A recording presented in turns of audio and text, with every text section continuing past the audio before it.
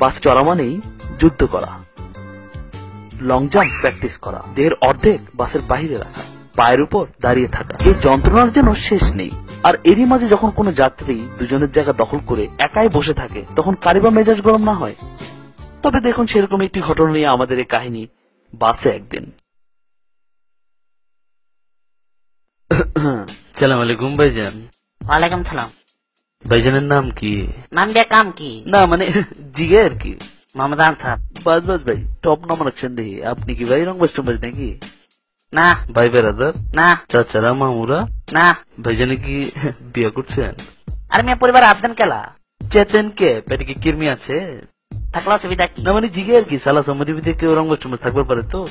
নাই। ইমানে কোন? কইলাম তো মানে কসম করে কোন? আরে হালা কইলাম তো কছম।